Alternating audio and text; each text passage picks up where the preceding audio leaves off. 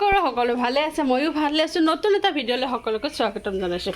আৰু মোৰ এতিয়া চব কাম হ'লেই অলৰেডি, বাকী এতিয়ালৈকে অলপমান বাকী আছে। মাছৰ জোল চব হৈ গ'ল। মই আপোনালোকক বেক কেমেৰা কৰি দেখুৱাই আছোঁ। কোনোবাই ভাজা মাছ খালে খাব পাৰে, তাকে থাকেতো টাৱাখনত দিয়া ৰাখিছোঁ। তাৰমানে এনেকৈ থ'লে এইটো হেৰি নহ'লে মোক মানে কাঁহীখন পৰি যাব পাৰে। এইটো বনালোঁ বিলাহী পুৰি চাটনি। গেছতে পুৰিলোঁ যিহেতু চৌকা নাই ইয়াতে, গেছতে পুৰি। এইটো প্লেন ডাল বনাইছোঁ, মানে যিটোত বিলাহী নাই। দুজনমান ভাইটিৰ গা বেয়া, সিহঁতে মানে খাব নোৱাৰে। এইটো বনালোঁ স্কোৱাচৰ চব্জি। এইটো বনালোঁ মাছৰ হেৰি বিলাহী দি মেলি। এইটো দালি বনালোঁ বিলাহী দি, চব্জি তব্জি দিয়া দালি। মাছৰ তিতা বহুত দিনৰ মূৰত ভাজিলোঁ এনেকৈ ভাতেদি। কেতিয়াবা ভাজা নাছিলোঁ বহুত দিন। কৰি চাইছিলোঁ বিলাহী দি বনাবৰ কাৰণে। বিলাহী দি বনাইছিলোঁ, খুব টেষ্টি হৈছিলে। চবে কৈছিলে বেঙেনাৰ থলত মই বিলাহী দিছিলোঁ। আৰু এতিয়া ভাজি অলপমান বনালোঁ আৰু অলপমান মানে কাটি আছোঁ।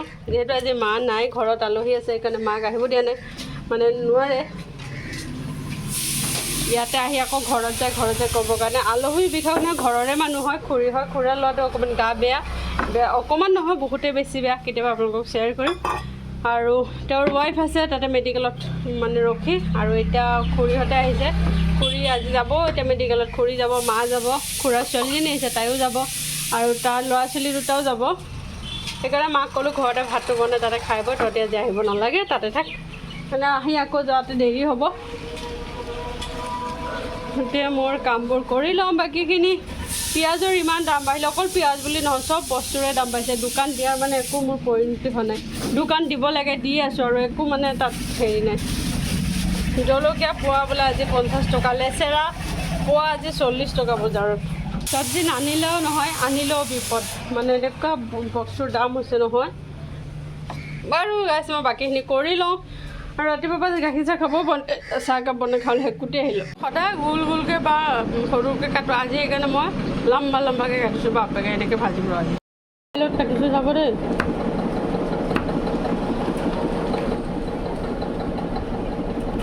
ট্ৰাই কৰি আছোঁ, শিকিব লাগিব ন।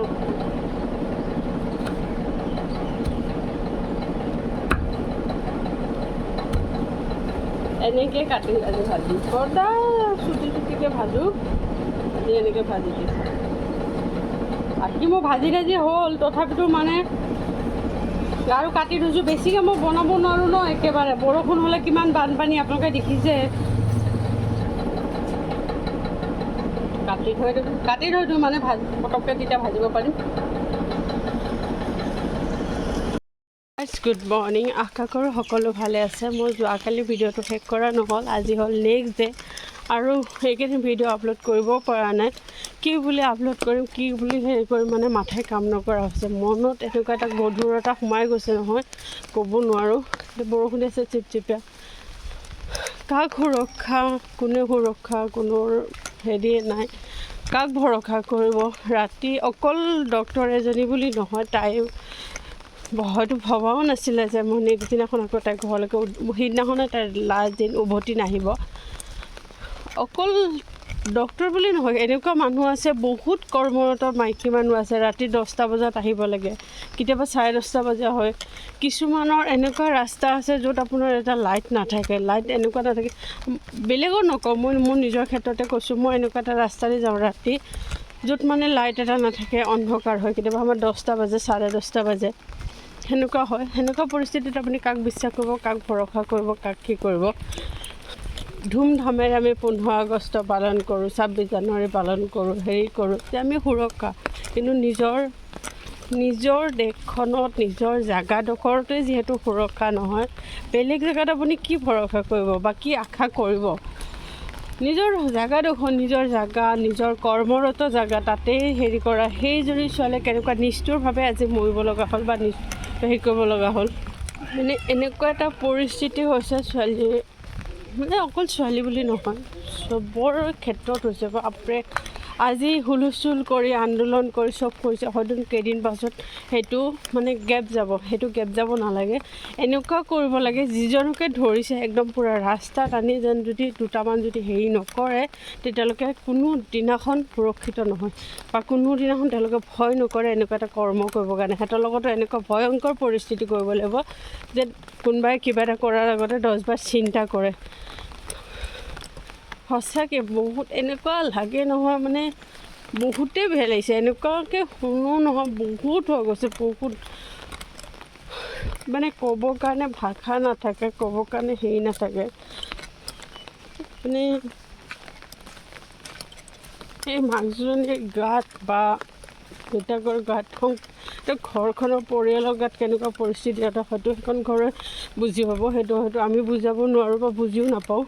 মাকজনীক দুখৰ বেদনা হয়তো কোনো বুজি নাপাব। আৰু সেই পাখণ্ড কেইজনক এনেকুৱা শাস্তি দিব লাগে, মানে ৰাজপথত আনি সিহঁতক ৰাজপথত এনেকুৱা শাস্তি দিব যে নেক্সট টাইম যেন কোনোবাই কিবা এটা কৰাৰ আগতে 10বাৰ ভাবে বা হেৰি কৰে। সেইটো একদম চৰকাৰে সঁচাকৈ কঠোৰ হৈ ল'ব লাগে। আৰু সিহঁতকো এনেকৈ শাস্তি দিব লাগে যেনেকৈ ছোৱালীজনীক শাস্তি দিছে, বা ছোৱালীজনী সেই চিঞৰকেইটা, সেই বিকট চিঞৰকেইটা, সেই বিকট পৰিস্থিতিটো যেন সিহঁতৰ ৰাজপথত হয়, সিহঁতেও যেন কাৰোবাক বচাবৰ কাৰণে চিঞৰি যেন সিহঁতে মানে হেৰি নহয়, সেইটো পৰিস্থিতি কৰি দিব লাগে।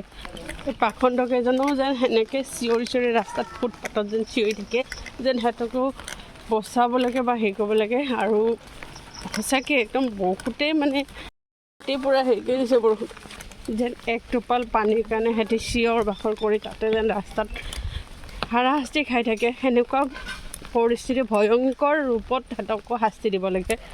ফাঁচি দিলে সিহঁতি একদম ইজিলি মৰণ পাব, সেনেকুৱা মৰণ দিবই নালাগে সিহঁতক। দেন ইজিলি মৰণটো পোৱাটো সিহঁতক দিবই নালাগে। যেনেকুৱা একদম ৰাস্তাত ফুটপাথত ৰাস্তাত পেলাই আহোঁতে যাওঁতে যেন 10টাই 10 গোৰ মাৰি যায়, সেনেকুৱা শাস্তি দিব লাগে। একটোপা পানীৰ কাৰণে চিঞৰি মৰে, যেন একটোপা পানী দিবৰ কাৰণে সিহঁতক যেন কোনো কাষত নাহে, সেনেকুৱা এটা পৰিস্থিতি কৰি সিহঁতক মাৰিব লাগে। ফাঁচি দিলেতো সিহঁতে পটককৈ মৰি যাব, সেই ফাঁচিটো দিব নালাগে। সেই পৰিস্থিতি, সেই ভয়ংকৰ ৰূপটো সিহঁতকো সেনেকুৱা পৰিস্থিতি কৰিব লাগে, যেন এজনী ছোৱালী কিমান বিকট চিঞৰত, বিকট হেৰিত, কেনেকুৱা পৰিস্থিতিত, সেইখিনি সময়ত তাইৰ পৰিস্থিতিও কেনেকুৱা হৈছিল, সেই পৰিস্থিতিটো সিহঁতৰ সন্মুখীন কৰিব লাগে। কৰি আহি পালোহি দোকানৰ পৰা অকণমান চাফা কৰিলোঁ আৰু আকৌ ভিডিঅ' মানে ইউটিউবটো ফেচবুকটো অন কৰিবই নোৱাৰা হৈছোঁ এতিয়া, সেইবোৰে পাওঁ। আমিয়ে সহ্য কৰিব পৰা নাই। এটা মাক বাপেকৰ কেনেকুৱা পৰিৱেশ, পৰিয়ালৰ কেনেকুৱা পৰিৱেশ, সেইটোতো চাগে কোনো সহ্য কৰিব নোৱাৰিব। এনেকুৱা পৰিস্থিতি কাৰো লগত নহওক বা কাৰো সেনেকুৱা হেৰি নাহক, দিন নাহক, সঁচাকৈ বহুত ভয়ংকৰ পৰিস্থিতি। কোনো ছোৱালীৰ লগত নহওক এনেকুৱা পৰিস্থিতি। ইমান কষ্ট কৰি পঢ়ি শুনি ডাঙৰ দীঘল হৈ এটা সুৰক্ষা নিজৰ ঠাইতে নাপায় যদি আচৰিত কথা। নিজৰ ঠাই, নিজৰ জেগা, নিজৰ চিনাকি মানুহ,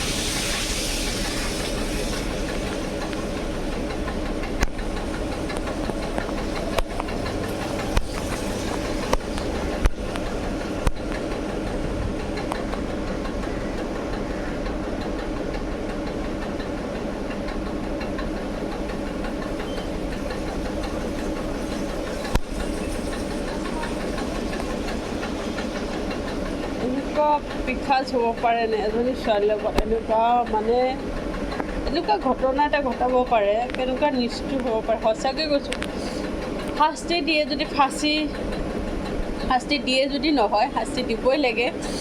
শাস্তি দিয়ে মানে মই এইটোকে কৈছোঁ যে শাস্তি নিদিব, এনেকুৱা ৰাজপথত শাস্তি দিয়ক, য'ত একেবাৰে মানুহ চাই থাকে, আহোঁতে যাওঁতে দুটা লাঠি মাৰে, দুটা চৰ মাৰে, তাৰ গাত যেন তেল ঢালি দিয়ে, সেনেকুৱা পৰিস্থিতি কৰক। যেন সিও পানী একটোপাৰ কাৰণে সিও তাৰ পৰিয়ালক চিঞৰি মৃত্যু কেনেকুৱা সিও বুজি পাওক। সিহঁতকো এনেকুৱাই শাস্তি দিব লাগে, যেনেকুৱা মানে সিহঁতি ছোৱালীজনী চিঞৰতে সিহঁতৰ যেন অন্তৰে নাকান্দিলে, সেনেকুৱা শাস্তি সিহঁতকো দিয়ক। ফাঁচি দিলে সিহঁতি গমেই নাপাব শাস্তি কি, সেই ছোৱালীজনীৰ লগত হৈ তাইৰ পৰিৱেশটো কেনেকুৱা হৈছিল, কেনেকুৱা কষ্ট পাইছিল, কেনেকৈ চিঞৰিছিলে, সেই পৰিৱেশটো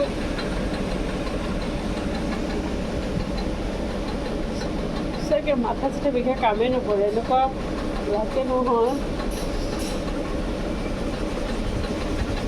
ভকত কাক ভৰসা কৰি মানুহ যাব কি বুলি কি পঢ়িছিলি তই? পঢ়িছিলি? ক'ত পঢ়িছিলি? তাতে পঢ়ি গৈছিলি?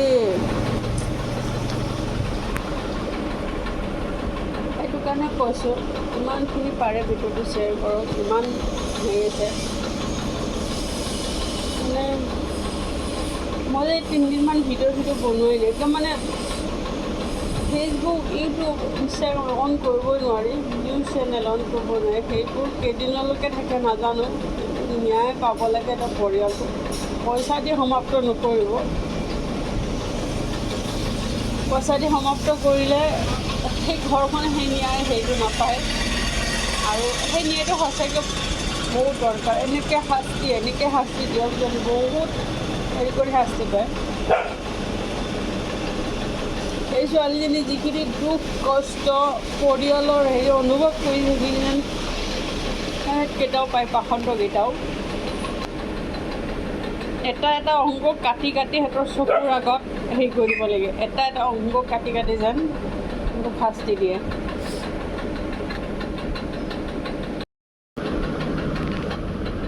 সামৰণি মাৰিছোঁ।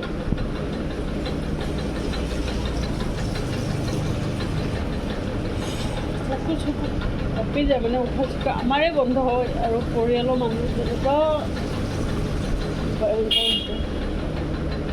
সেইকেইটা সঁচাকৈ কৈছোঁ, একেবাৰে এটা অংগ কাটি সিহঁতক মানে শাস্তি দিয়ক। এটা অংগ ৰাজপথত থিয় কৰাই লওক, আৰু এটা অংগ কাটি শাস্তি দিয়ক। আৰু ফাঁচি দিলেও সিহঁতে একদম অনুভৱ নকৰিব এই ছোৱালীৰ কষ্টটো কেনেকুৱা হৈছিল। সেইকাৰণে এটা অংগ এটা পাত কাটি সিহঁতক যেনেকৈ মানে এনেকুৱা পৰুৱাই কামোৰে সেনেকৈ সিহঁতক দিয়ক। তেতিয়া নেক্সট টাইম যেন কৰিবৰ কাৰণে 10টাই চিন্তা কৰে। মাথা চাথা বিষাই যায়।